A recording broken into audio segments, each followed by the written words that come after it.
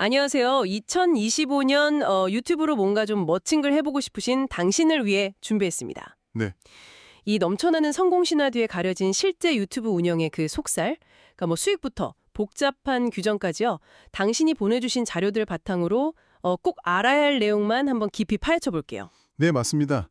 단순히 뭐 채널 개설 방법 이런 걸 넘어서서요. 실제 돈은 어떻게 벌리는 건지, MCN 같은 그 소속사가 정말 도움이 되는 건지, 네네. 그리고 좀 골치 아픈 저작권이나 세금 문제는 어떻게 접근해야 할지, 좀 현실적인 부분들을 짚어보는 그런 시간이 될 겁니다. 아, 좋습니다. 네, 막연한 기대보다는 실제적인 전략 세우시는데 좀 도움이 되실 거예요. 좋습니다. 그럼 바로 시작해보죠.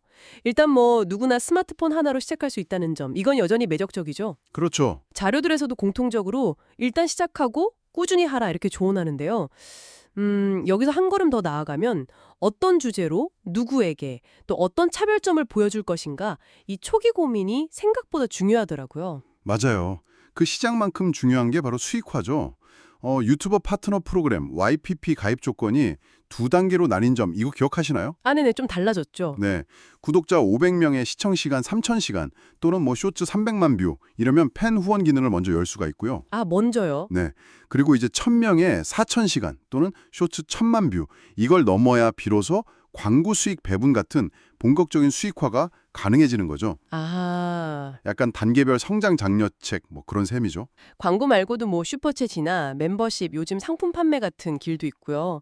그런데 여기서 진짜 현실적인 질문이 생겨요. 네. 조회수 1000회당 네. 수익이 평균 0.5달러에서 한 2달러 사이다 이렇게 나오는데 이게 왜 이렇게 편차가 큰 건가요? 단순히 뭐 국내냐 해외냐 이 차이만은 아닐 것 같은데요?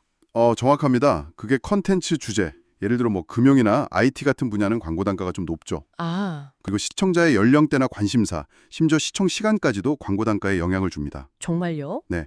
광고주들이 보기에 더 가치 있다. 이렇게 판단하는 시청자층에게는 더 비싼 광고가 붙는 그런 시장 원리 때문이에요. 그렇군요. 이게 아주 극단적으로 나타나는 게 그 소득 격차입니다. 2022년 자료긴 하지만 상위 1%가 연 8억 벌 때 하위 50%는 연 30만 원. 30만 원이요. 연평균이 와. 네, 이 숫자는 정말 많은 걸 좀 생각하게 하죠. 심지어 100만 유튜버도 수익 문제로 접는다 이런 이야기가 나오는 건 그만큼 이게 지속적인 성공이 어렵다는 방증이고요. 와, 그 정도 격차라니. 정말 좀 소버링하네요.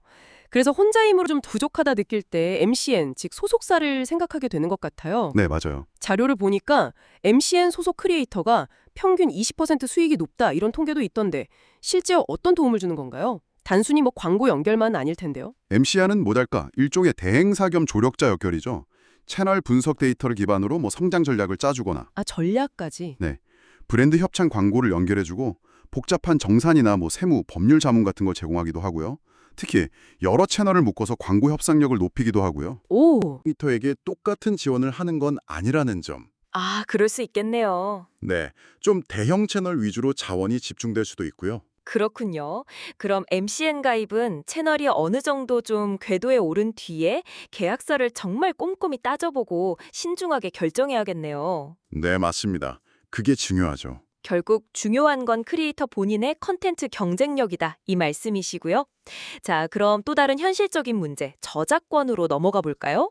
이것 때문에 채널이 그냥 날아가는 경우도 있다면서요. 네, 이거 매우 중요합니다.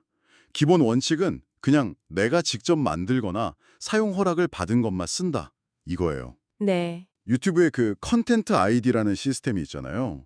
이게 자동으로 저작권 침해 컨텐츠를 걸러내는데 꽤 정교해요. 아, 정말요? 네.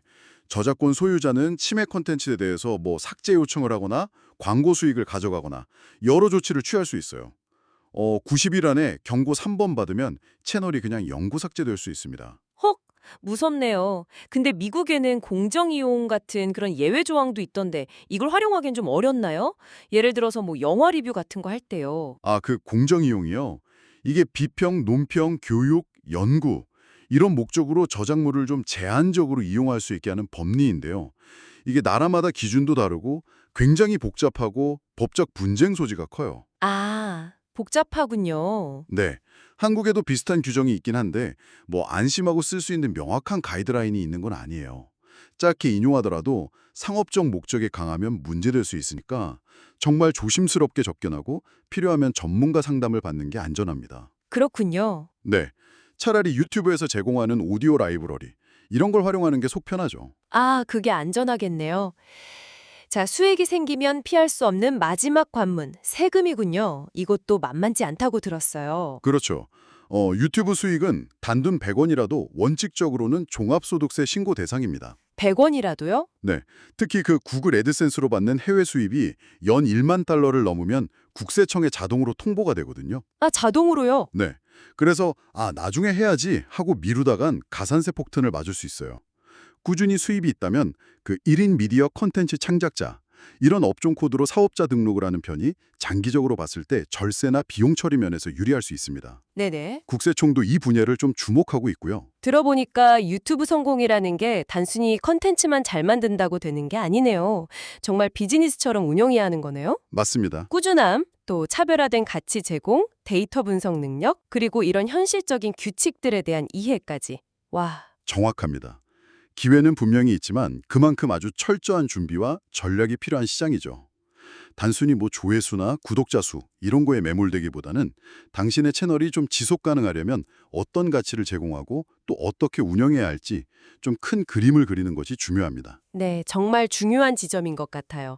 자, 오늘 이야기를 마무리하면서 당신께 마지막 질문을 던져봅니다. 네, 이 치열한 유튜브 생태계 안에서 당신만이 줄 수 있는 고유한 색깔, 당신만의 이야기는 과연 무엇인가요?